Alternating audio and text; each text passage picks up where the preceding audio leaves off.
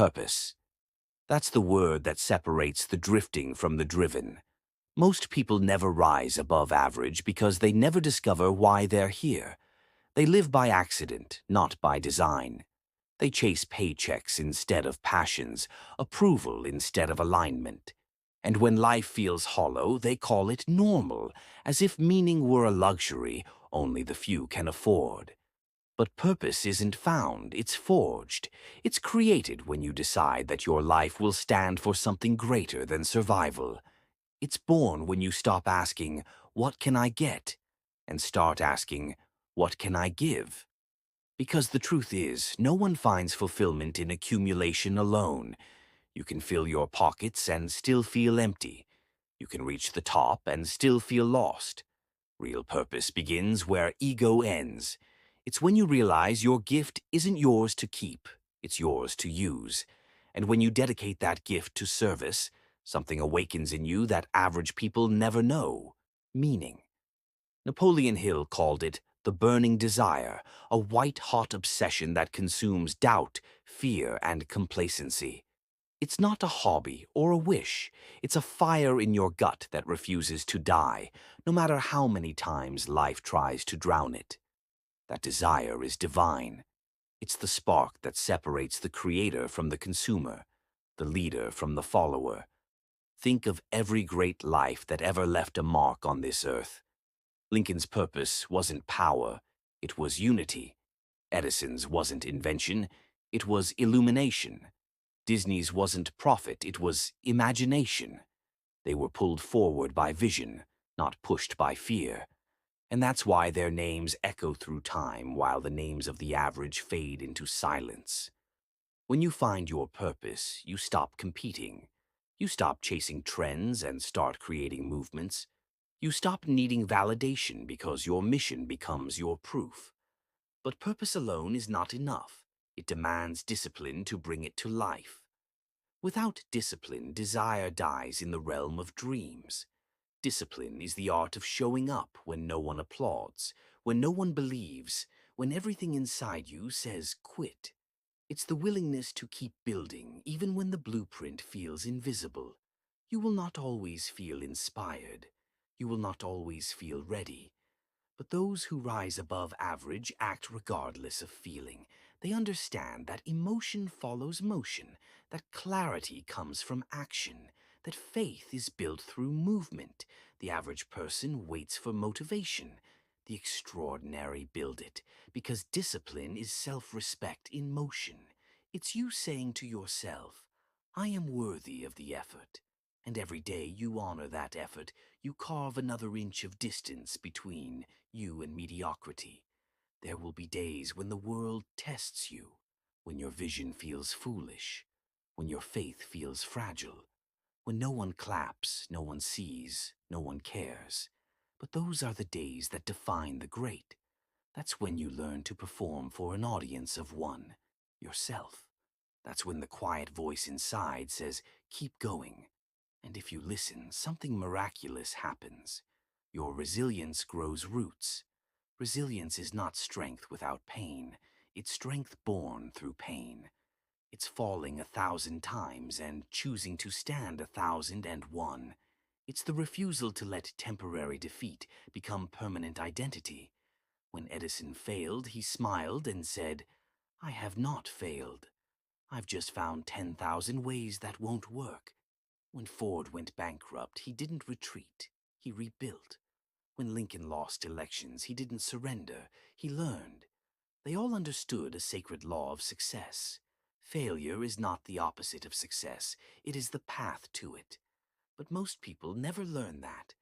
They see one closed door and turn back forever. They see one setback and declare themselves unworthy. They take rejection personally instead of spiritually. They let temporary defeat become permanent surrender. And that's why they stay average. Because they measure progress in days instead of decades. They want the fruit without planting the seed. They crave the applause before they earn the mastery. But greatness has no shortcuts. The road to mastery is long, narrow, and littered with the corpses of those who gave up too soon. And those who endure it, those who crawl, bleed, and rise anyway, they inherit the world. See, there's a law the average never learn. Life doesn't reward you for what you want. It rewards you for what you believe and become. And becoming requires endurance. You cannot claim the crown if you refuse the climb. You cannot lead if you never learn to follow your own word. You cannot inspire if you've never walked through the fire. The climb will test every inch of you, your patience, your faith, your will to continue. There will be moments when quitting feels logical, when comfort calls your name like a siren in the dark. But if you can resist, if you can push through that invisible barrier where most people give up, you'll discover something rare, your second wind. It's that hidden strength that lives just beyond exhaustion, waiting for those who dare to go further. And when you find it, something changes forever. You stop fearing difficulty. You stop running from failure. You stop begging for ease. You realize that the obstacle was never in the way, it was the way. And that's when the world opens. That's when opportunities find you, not by accident, but by alignment. Because the universe responds to effort, not excuses. It mirrors back your energy, your discipline, your conviction. Most people never rise above average because they never stay long enough to see that moment. They quit 3 feet from gold. They stop right before the tide turns. They let short-term frustration rob them of long-term transformation. But not you. You are not here to blend in. You are here to break through. You are not built for the ordinary. You are built for the impossible. And once you accept that, mediocrity loses all power over you. Gratitude, the forgotten power of the masters. Most people overlook it because it seems too simple, too soft, too spiritual for the hard business of success. But gratitude is not weakness. It's fuel. It's the hidden force that sharpens the mind, centers the spirit, and aligns the heart with abundance. You see, the average person spends their days counting what's missing. They focus on scarcity, on what they lack, on what went wrong. They rehearse disappointment until it becomes their identity. And then they wonder why they attract more struggle, more frustration, more lack. But those who rise above average, they count differently. They count blessings, not problems. They see lessons where others see loss. They thank life for the struggle, knowing that pressure is what purifies purpose. Gratitude is not denial of pain, it's domination of it. It's the moment you say, "This too is shaping me." Napoleon Hill said, "Every adversity carries within it the seed of an equal or greater benefit." Gratitude is what waters that seed. Without it, even blessings turn to burdens. With it, even burdens become blessings. When you practice gratitude, you stop resisting life and start collaborating with it. You stop fighting the storm and start learning how to sail through it. And in that shift, from complaint to appreciation, you open the floodgates of possibility. Because life gives more to those who are thankful for what they already have. But gratitude alone is not enough. To rise above average, you must pair gratitude with adaptability. Because the world is constantly changing, and those who cannot adapt will be buried by time. Most people cling to the past. They protect old beliefs, old habits, old identities, even when those identities are the very chains that keep them trapped. They say, "This is just who I am." But that's the language of the average, because who you are is not fixed, it's forged. The extraordinary know that success is evolution. They reinvent themselves as often as the world requires it. They shed old versions of themselves like snakes shed skin, gracefully, naturally, necessarily. They understand that to grow, you must be willing to die to who you were. Walt Disney reinvented imagination itself after bankruptcy. Steve Jobs rebuilt Apple after being fired from his own company. Each time they fell, they came back different, stronger, clearer, more focused. They didn't adapt out of fear. They adapted out of faith. Adaptability is the art of turning uncertainty into advantage. It's the ability to say, no matter what happens, I will find a way. And those who master it cannot be broken, because they don't depend on conditions. They depend on creativity. That's what separates the great from the average. Average people complain about change. Great people use it. They pivot. They innovate. They evolve. They understand that the world rewards movement, not maintenance. So, if you want to rise above average, stop clinging to who you were. Stop defending your limitations as if they were treasures. Stop trying to protect your comfort zone. It's not comfort, it's confinement. And every moment you spend inside it, your potential suffocates. Growth begins the moment comfort ends, the moment you step into the unknown with faith instead of fear. That's where transformation lives. But here's the truth most will never understand. Transformation is not an event. It's a lifestyle. It's a daily choice to rise when it's easier to rest, to learn when it's easier to scroll, to forgive when it's easier to blame, to persist when it's easier to quit. Success doesn't come to those who wait. It comes to those who prepare. And preparation means becoming the kind of person who deserves what they desire.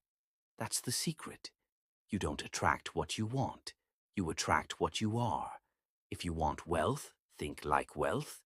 If you want respect, act with integrity. If you want freedom, master discipline. If you want abundance, live in gratitude. Everything external is a mirror of the internal. The moment you shift your state, your reality begins to rearrange itself to match. And yet, most people never experience this power because they refuse to look inward.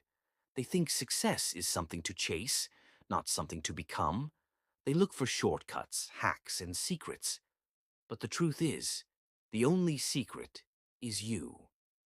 Napoleon Hill said, "When riches begin to come, they come so quickly, in such great abundance, that one wonders where they have been hiding during all those lean years." They were hiding behind your mindset, behind your habits, behind your indecision. Once you align your thoughts, words, and actions with your vision, the gates open. But that alignment requires total honesty. You must confront your own excuses, your own patterns, your own procrastination. Because as long as you lie to yourself, success will lie beyond your reach. Average people protect their ego. Great people protect their evolution. They don't need to be right, they need to be real. They look in the mirror and ask, where am I holding myself back? And then they change, quietly, consistently, completely. There's no drama in growth, just daily discipline. No applause in transformation, just repetition. No shortcut to mastery, just patience. And when that patience is tested, when results seem distant, when doubt whispers in your ear, remember this: the delay is never denial, it's preparation. The universe is calibrating your strength to match your destiny. It's shaping you, sharpening you, stretching you so that when your moment arrives, you can hold what you've asked for. Most people give up before that calibration completes. They walk away seconds before the breakthrough. They confuse not yet with never. But the wise understand. Timing is the test. And when you pass it, when you stay the course despite the silence, everything begins to move. The opportunities, the people, the resources all start to align. Not because you forced it, but because you became it. So be patient, be grateful, be adaptable. Keep walking with faith when the path makes no sense. Because faith isn't believing when you see, it's seeing because you believe. And when you live with that kind of faith, average becomes impossible. You become unstoppable.